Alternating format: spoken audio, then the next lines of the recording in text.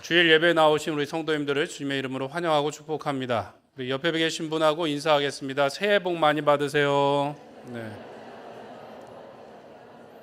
또 한 번 우리가 새해를 시작할 수 있고 또 한 번 축복할 수 있으니까 또 감사한 줄 믿습니다.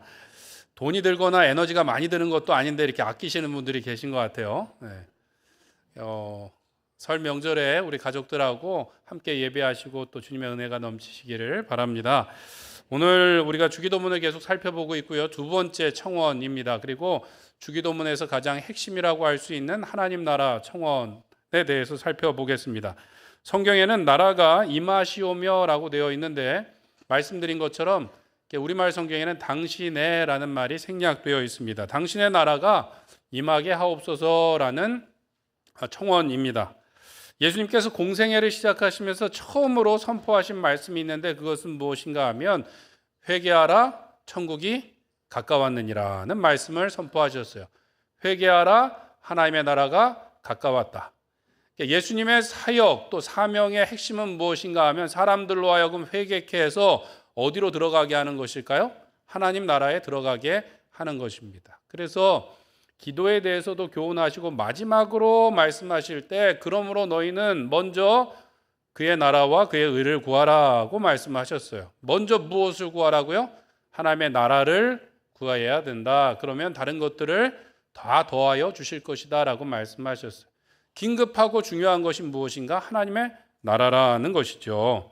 하나님의 나라는 무엇인가? 우리가 사회 시간에 배운 게 국가의 3요소가 있습니다. 뭘까요? 국민, 영토, 주권. 공부를 역시 잘하신 분들이 자신 있게 대답을 해주셨습니다. 국민, 영토, 주권입니다.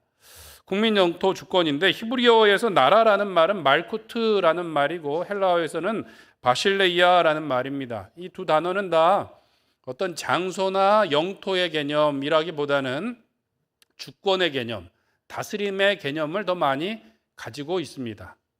그게 바실레이아, 하나님의 나라라고 말할 때 어떤 장소적인 의미보다 하나님의 다스리심, 하나님의 주권에 대해서 더 많이 말씀하고 있어요. 우리나라가 일제강점기 때 나라를 뺏겼습니다. 근데 우리나라 사람들이 우리 말을, 물론 이제 일본어를 강요당하긴 했지만 우리 말을 쓰고 우리 문화를 지켜나가고 음식을 먹고 우리 땅에 살았는데 우리 거였나요? 아니었나요? 아니에요. 주권을 빼앗기니까 우리 게 아니었어요. 그런 것처럼 하나님의 나라도 하나님의 다스리심이 중요한 요소다라는 것이죠.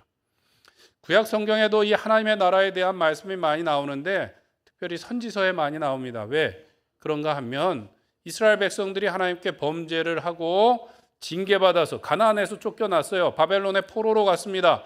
하나님께서 그들을 회복하실 것이라고 선지자들을 통해서 말씀하시는데 이스라엘 백성들이 아직 회개하거나 잘했기 때문이 아니라 나의 거룩한 이름을 위하여 그들을 돌아오게 할 것인데 어떻게 할 것인가?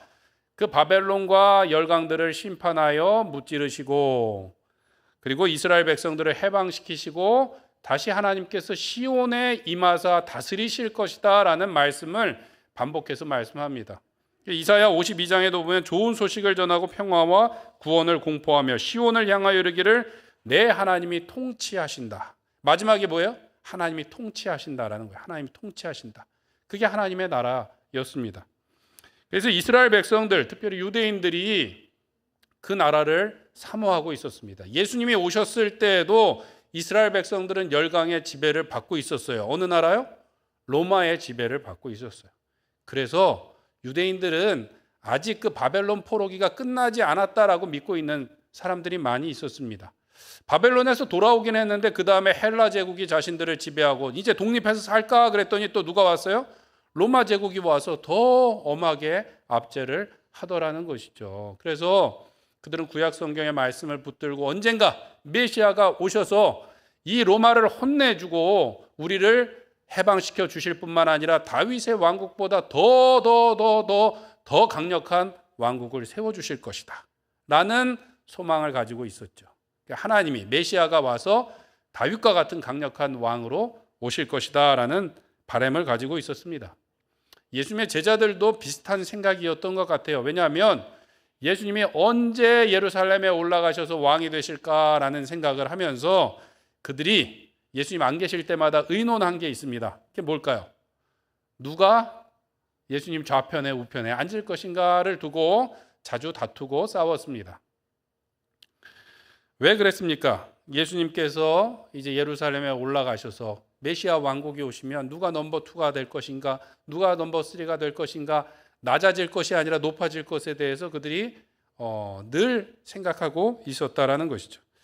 그러나 예수님께서는 제자들에게 하나님의 나라는 그와 같지 않다고 말씀하셨어요. 하나님의 나라는 세상 권세자들과 같지 않다. 누구든지 크고자 하는 자는 섬기는 자가 되고 으뜸이 되고자 하는 사람은 어떤 사람이 되어야 될까요?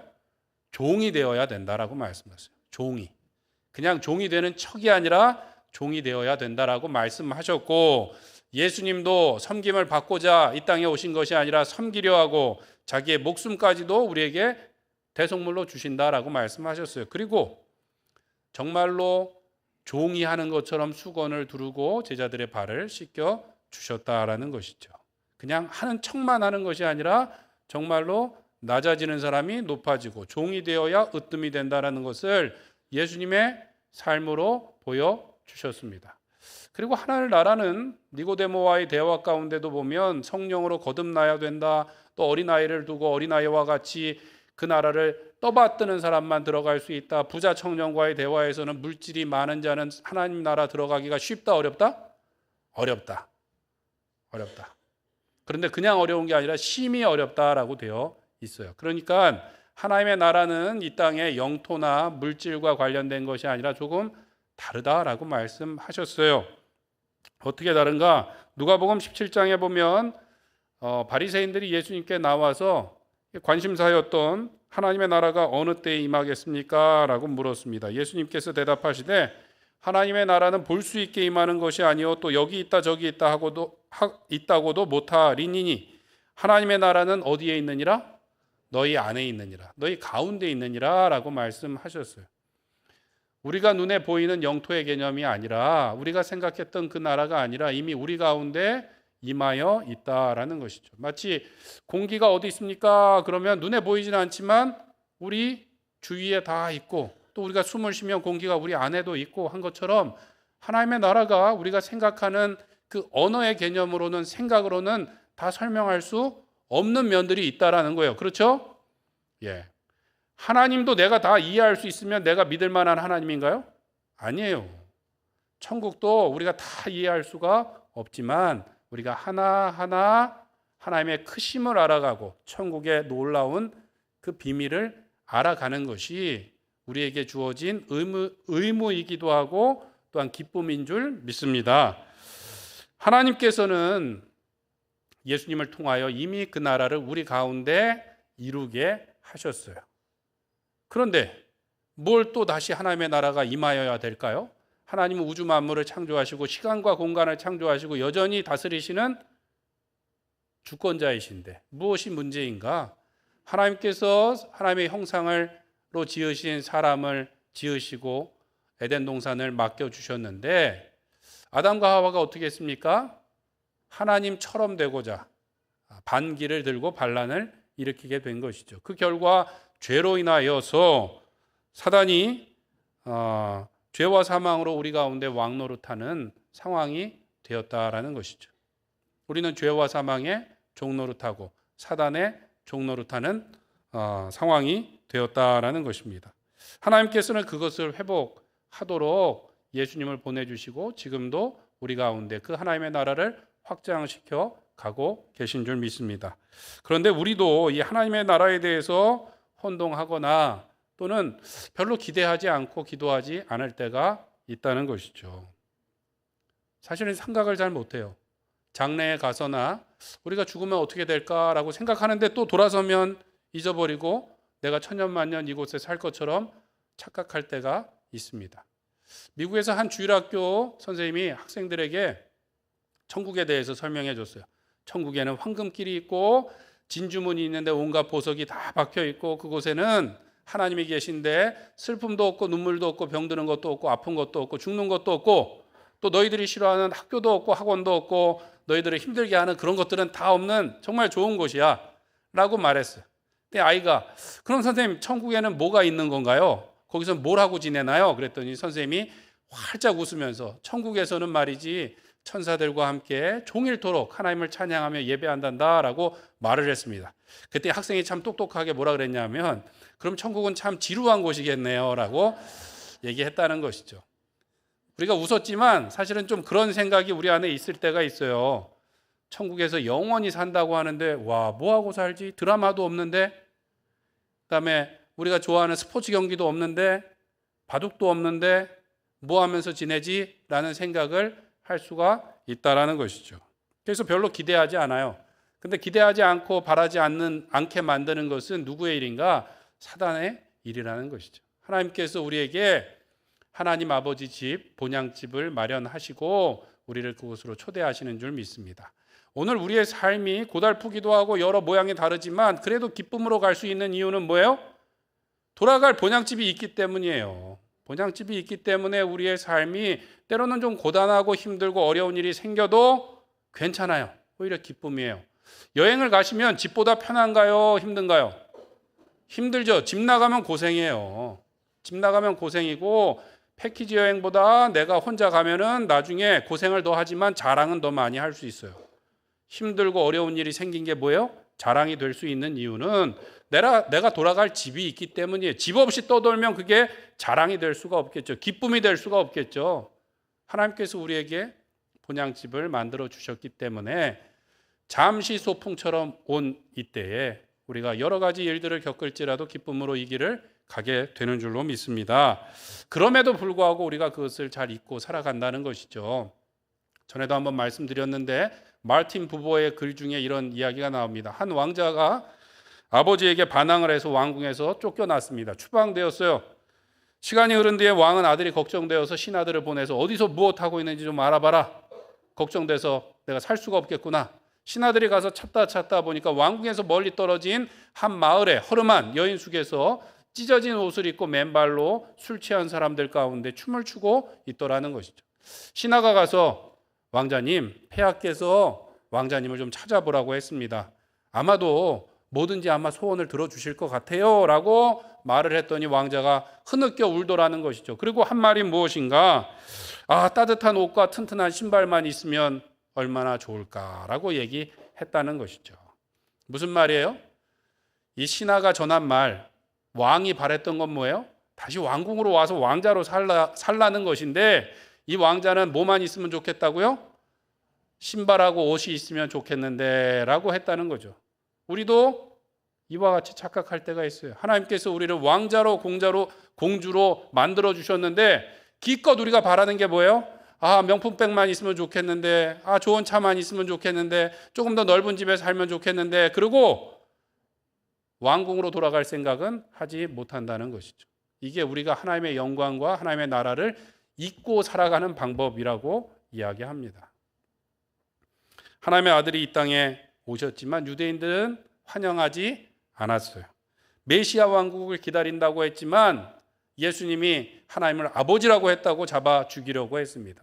로마 당국에 고발을 했어요. 빌라도에게 고발을 했는데 뭐라고 고발했는가 하면 이 사람이 자칭 왕이라고 하면서 반란을 일으킬 것 같습니다. 십자가에 못 박아 죽이도록 해주세요 라고 얘기했어요. 빌라도가 데려다가 신문을 했는데 예수님께 죄가 있어요? 없어요? 없어요.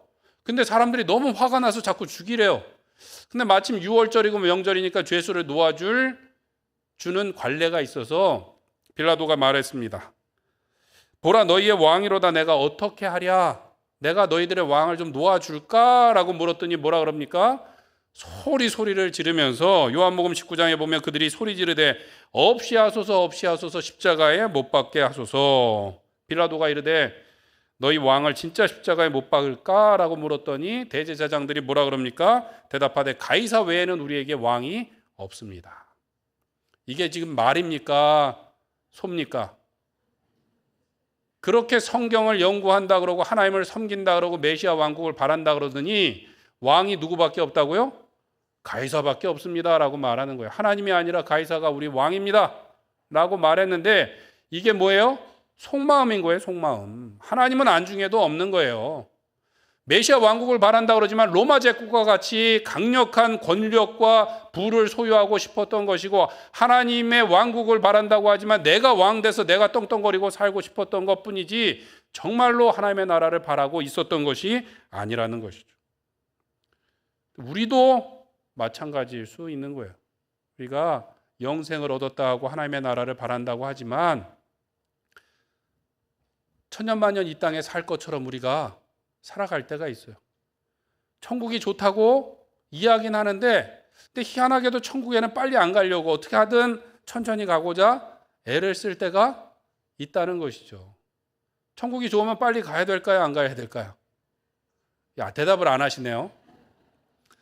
사도 바울이 내가 주님 곁에 빨리 가기를 원하고 원한다. 그런데 여기 너희 곁에 있는 것도 유익하다. 그래서 내가 여기 있다라는 말을 하지 않습니까? 하나님 나라가 좋죠. 하나님 나라가 좋죠. 다만 우리가 이곳에 오늘 사는 이유는 우리에게 사랑하는 가족들을 맡겨주시고 성도들을 맡겨주시고 교회를 맡겨주시고 사명을 맡겨주셨기 때문인 줄 믿습니다. 그렇다고 오래 있을 수는 없어요.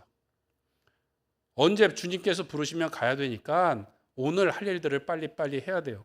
자녀들이 언젠간 주님께로 돌아오겠죠. 언젠가 안 오면 어떡할 거예요? 우리가 자녀들에게도 복음을 전하고 우리에게 맡겨주신 사람들을 섬기고 사랑함으로 그 시간을 채워 나가야 되겠습니다. 우리가 왕 되려고 하기 때문에 하나님의 나라를 바라지 않고 살아갈 때가 있어요. 여전히 내가 왕으로 살아가려고 하기 때문에 우리의 가정과 교회에서 자꾸만 싸우고 다투게 되는 거죠. 서로 왕을 하려고 하다 보니까, 서로 대장하려고 하다 보니까 서로 다투고 싸우게 되는데, 하나님 나라가 우리 가운데 임한다라는 것은 내 나라가 끝나게 해주세요. 또 사단의 나라가 끝나게 해주세요. 하나님이 온전히 다스리는 나라가 되게 해주세요 라는 기도인 것입니다. 때문에 오늘도 우리가 이렇게 기도해야 되겠습니다. 첫 번째로는 내 나라가 끝나게 하옵소서라고 기도해야 돼요. 하나님의 나라가 임하게 하여 주시옵소서는 무슨 기도라고요? 내 나라가 끝나게 해주세요. 이것은 데이빗 팀스라는 작가가 한 이야기입니다. 하나님의 나라가 임하게 해주세요라는 말을 거꾸로 하면 내 나라가 끝나게 해주세요라는 기도라는 것이죠. 왜 그렇습니까? 아담과 하와가 죄를 지은 게 뭐예요? 안 되겠다, 내가 하나님처럼 되어야 되겠다라고 하면서 하나님 대신 왕 노릇하고자 했던 것입니다. 그 이후에 모든 인간들이 원죄를 가지고 하나님을 거역하고 스스로 왕 되고자, 스스로 해결하고자, 스스로 판단하고자 하면서 살아왔다라는 것이죠. 그러나 하나님께서는 예수님을 보내서 우리 가운데 하나님의 나라를 이루어 주셨습니다. 그 과정을 설명한 것이 탕자의 비유라고 학자들은 이야기합니다. 누가복음 15장에 보면 작은 아들이 아버지에게 찾아가서 내 뭐가치를 좀 주세요. 나에게 있는 재산을 저에게 주세요라고 말하는데, 원래 부모님이 죽고 나서야 유산 정리를 하는 건데 지금 살아계신데 달래는 건 어떤 일이라고요? 아버지가 죽은 거나 진배 없습니다라고 말하는 것과 똑같아요. 그리고 나서 재산을 받아가지고 자기가 왕처럼 주인처럼 살아갑니다. 어떻게 해요? 이방 나라에 가서 창기들과 먹고 마시며 다 써버리고 빈털터리가 되어서 돼지를 치면서 살아가는데, 돼지들이 먹는 쥐엄 열매도 넉넉하게 먹었나요? 못 먹었나요? 못 먹었어요. 궁핍하게 살아가는 것이 이 땅의 우리의 삶인 거예요. 내가 주인이 되고자, 내가 왕이 되고자 했지만 결국은 궁핍과 결핍과 두려움 가운데 종노릇하며 살아가는 것이 이 땅의 삶이라는 거예요. 다행히 이 둘째 아들이 우리 아버지 집에 종들도 배부른데 나도 우리 아버지 집에 가서 종으로 삼아달라고 하면 좋겠다 그러고 돌아가는데, 아버지가 저 멀리서 보고 어떻게 하나요? 뛰어가서 그 아들을 안고 옷을 입히고 가락지를 끼우고 송아지를 잡아서 잔치를 베풀고 내 아들이 살아서, 죽었다가 살아서 돌아왔노라고 선포하는 것이죠. 다시 내 아들이 되었다, 내 왕자가 되었다라고 말씀해 주시는데, 이것이 하나님의 나라가 우리 가운데 임하는 것입니다. 하나님의 나라는 내가 왕됨을 포기하고 하나님의 왕자, 공주로 살아가는 거예요. 그런데도 불구하고 우리가 그것을 거부할 때가 있다는 것이죠. 존 밀턴이라는 작가가 쓴 신라권에 보면 이런 이야기가 나옵니다. 지옥에 간 사람들이 어떻게 이야기하는가? 그들은 천국에서 섬기며 살아가느니 지옥에서 다스리며 살아가는 것이 더 낫다라고 말을 했다는 거예요. 원래 내용에 보면 지옥에 갔던 사람들을 천국에 이제 초대해서 천국 맛을 좀 보여주는 거예요. 그랬더니 천국에서 좀 살아보더니 하는 말이 뭐예요? 내 천국에서 여기서 섬기면서 살아가느니 지옥에서 내가 왕 노릇하면서 살아가겠다라고 이야기를 했다라는 것이죠. 한 번 잘못해서 지옥에 가는 것이 아니라 지속적으로 내가 왕 되기를 바라며 그러한 삶을 구하는 사람들이 지옥에 간다는 것이죠. 우리가 이 말을 듣고 웃지만 우리 마음속에도 그런 마음이 있어요. 여전히 죄된 이 땅 가운데서 결핍과 궁핍과 어려움과 두려움과 또 힘든 일상 가운데 살지만 하나님께 나아가나요? 아니면 내가 여전히 왕 돼서 내가 다스리기를 바라나요? 우리 마음속에 이런 착각들이, 마음들이 있다는 것이죠. 우리는 예수 우리 왕이여 라고 찬양하면서 눈물을 흘리지만 예수님께서 내 바람과 또 내 계획과 내 기도를 들어주셔야만 될 분으로 생각합니다. 마치 나에게 빚이 있는 것처럼 내 기도에 응답해 주시지 않으면 우리가 하나님 앞에 원망하고 또 분을 낼 때가 있다는 것이죠. 하나님의 뜻이 어떤지, 예수님의 생각이 어떤지는 묻지도 않습니다. 그저 내 생각대로 내 계획대로 되지 않으면 하나님이 계신가 안 계신가 의심하게 되고 원망하게 되는 것이죠. 내가 다스리려고 하다 보니까 가정에서도 교회에서도 분쟁하게 되는 것이죠. 순종하고 섬기려고 하기보다는 나를 주장하려고 할 때가 있다는 거예요. 싸우고 다투고 갈라서는 것이 왜 그래요? 왕들이 너무 많아서 그런 거예요.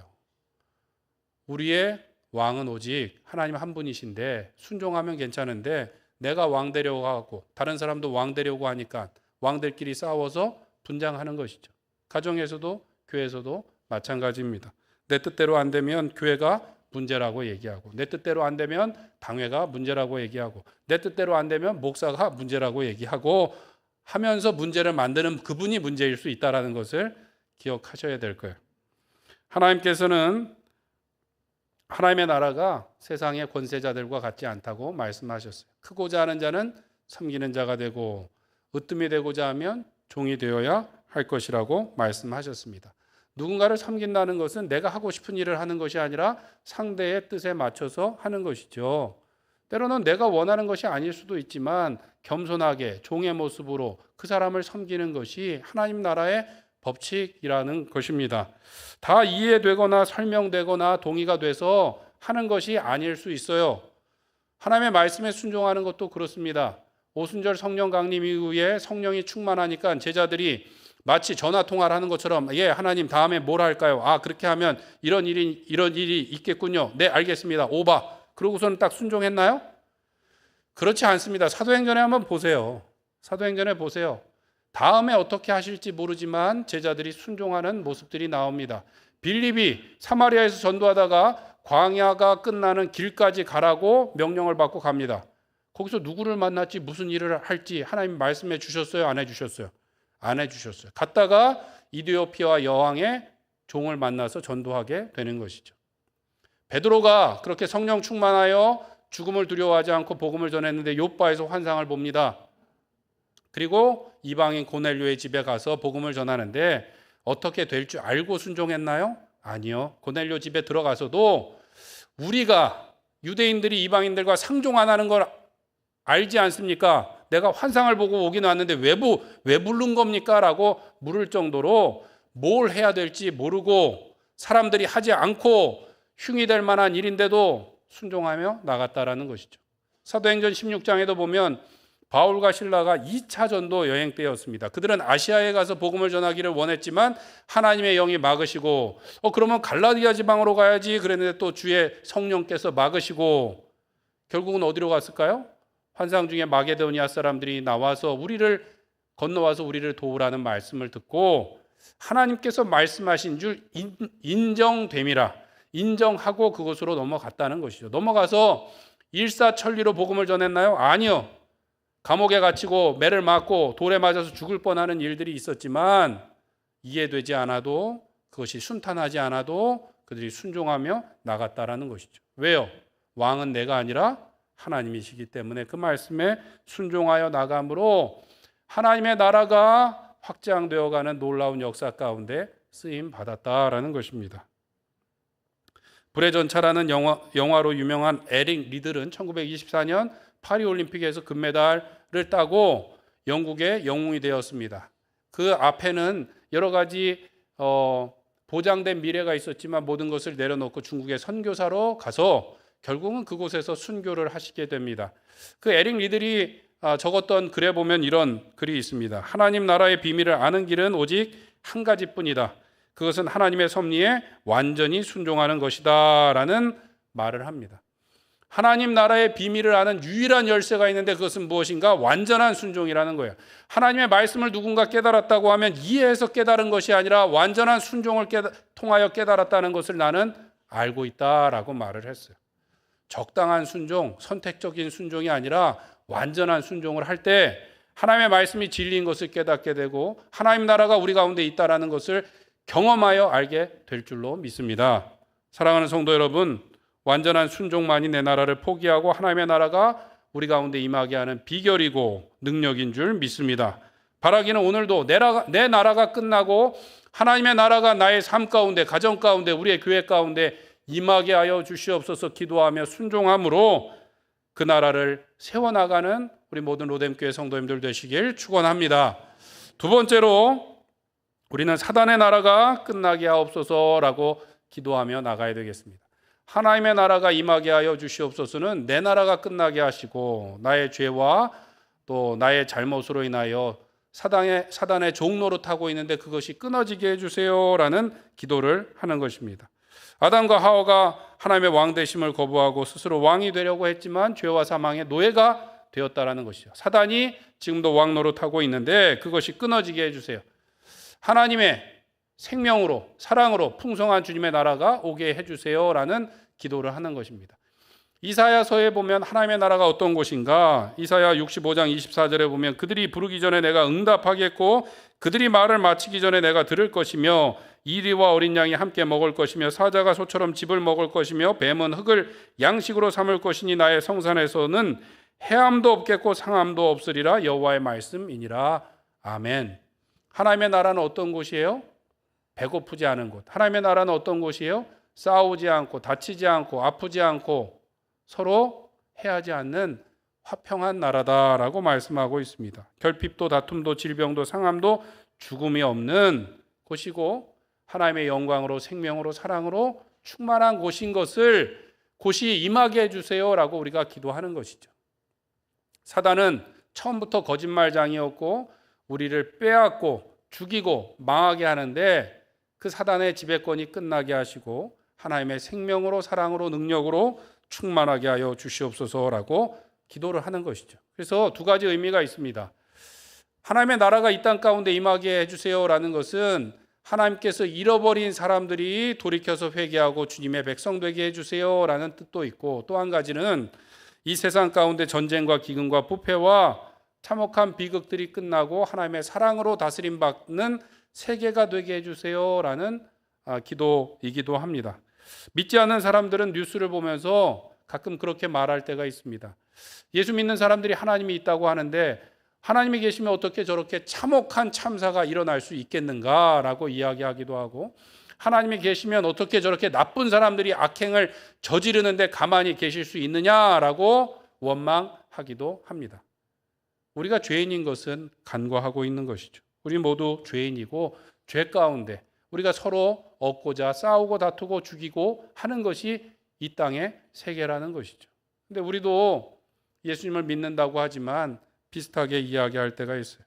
어려운 일들을 바라보며 우리는 혀를 차면서 불쌍히 여기기도 하고 때로는 악한 사람들을 바라보며 분개하며 분노하기도 하고 비판하기도 하고 평가하기는 하는데 하나님의 나라가 이 땅 가운데 임하기를 위해서 기도하는 분들은 많지 않은 것 같습니다. 하나님의 나라가 이 땅 가운데 임하도록 복음을 전하는 일에 힘쓰는 분들은 많지 않은 것 같다라는 것이죠. 우리는 별로 하나님의 나라를 믿지 않고 있어요. 갈망하지 않고 있어요. 누구의 마음 같은가? 탕자의 비유에 나오는 큰아들과 같은 거예요. 나는 충성스럽고 나는 잘하고 있으니까 내 나라가 끝나지 않기를 바라는 것이지 탕자와 같은 사람들이 돌아와서 내 밥그릇을 뺏기를 바라지 않는 것이죠. 내 나라가 조금이라도 침범받길 바라지 않고 내 이익이 조금이라도 침범받는 것을 견디지 못하고 살아간다라는 것이죠. 그러나 이 하나님의 나라를 구하고 그 나라를 세워가는 것은 하나님께서 그 자녀들에게 주신 특권이고 기쁨인 줄 믿습니다. 하나님의 나라는 예수님의 죽으심과 부활과 성령님을 통하여 이 땅 가운데 이루어졌어요. 그리고 그 예수님을 통하여 하나님의 자녀된 우리를 통하여 하나님께서 오늘도 이루어가고 계신 줄 믿습니다. 왜냐하면 하나님의 자녀들이요 후사요 그 상속을 받도록 하기 위해서 우리에게 그 특권을 주셨다라는 거예요. 예수님께서 이 땅에 오셔서 말씀으로 우리를 구원하신 것이 아니라 어떻게 해요? 자기의 생명으로 우리의 생명을 대신하셨어요. 우리가 복음을 전하는 것도 그냥 말로만 하는 것이 아니라 예수님께서 우리를 위하여 섬기시고 사랑하시고 희생하신 것처럼 복음을 전할 수 있는 줄로 믿습니다. 그것이 하나님의 자녀들에게 주신 특권이고 기쁨이라는 것이죠. 요한계시록 6장 10절에 보면 이런 말씀이 나옵니다. 큰 소리로 불러 이르되 거룩하고 참되신 대주제여 땅에 거하는 자들을 심판하여 우리의 피를 갚아주지 아니하시기를 어느 때까지 하시려 하시나이까. 제단 아래에 있었던 구원받은 영혼들이 중보기도를 하는데 뭐예요? 빨리 하나님 주님의 공의가 이루어지길 바라고 하나님의 나라가 이 땅 가운데 임하기를 바랍니다라고 기도한다는 것이죠. 믿지 않는 사람들이요? 아니요. 하나님의 백성들이 그렇게 기도하는데 하나님께서 뭐라고 말씀하시냐 하면 그 다음 말씀에 잠시 동안 쉬되 그의 동무 종들과 형제들도 자기처럼 죽임을 당하여 그 수가 차기까지 하라 하시더라. 순교자의 피를 통하여 복음이 전파되고 하나님의 나라가 확장되어 갈 것이다 라고 말씀하셨다라는 것이죠. 우리는 하나님의 나라가 임하도록 이 땅 가운데 기도해야 됩니다. 하나님 저렇게 악한 사람들 하나님 빨리 혼내주세요 라고 기도하는 것이 아니라 예수님을 따라서 십자가를 지고 예수님의 생명을 전하는 자리에 서야 될 줄로 믿습니다. 악한 사람들이 벌받는 것뿐만 아니라 한 사람이 돌이켜서 주님께로 돌아올 때 천국에서 하나님 사자 앞에 기쁨이 된다라고 말씀하고 있습니다. 누가복음 15장 10절에 보면 내가 너희에게 이르노니 이와 같이 죄인 한 사람이 회개하면 하나님의 사자들 앞에 기쁨이 되느니라고 말씀하고 있어요. 그냥 하나님의 나라가 온 것이 아니라 예수님의 십자가 보혈로 왔고 그냥 우리가 예수님 믿게 된 건가요? 아니요. 선교사님들이 대동강변에서 순교의 피를 흘리시고 우리의 조상들이 순교의 피를 흘리시고 눈물의 기도 가운데 우리 교회가 여기 왔고 우리도 하나님 나라가 오기를 간구하며 기도할 뿐만 아니라 우리도 복음을 전하며 주님의 나라를 세워 가야 될 줄로 믿습니다. 여러 가지 세계가 어렵고 우리나라가 어려운 가운데 우리가 단순히 불평하고 원망할 것이 아니라 하나님의 나라가 이 땅 가운데 이루어지고 악한 사람들이 돌이켜 회개하며 주님의 백성 되기를 중보하며 기도할 뿐만 아니라 복음 전하는 일에 힘쓰므로 주님의 나라를 세워갈 수 있는 우리 로뎀교회 성도님들 되시길 간절히 축원드립니다. 우리 함께 기도하겠습니다. 기도하실 때 하나님 내 나라가 끝나고 오직 하나님의 나라가 나의 삶 가운데 가정 가운데 교회 가운데 임하게 하여 주시옵소서. 하나님의 나라가 이 땅 가운데 임하기를 기도하오니 하나님 우리가 불평하고 원망하는 것이 아니라 온전히 중보하며 기도하며 주의 복음을 전함으로 주님의 나라를 확장시켜 나가게 하여 주시옵소서. 우리 주여 한번 부르짖고 기도하겠습니다. 주여 살아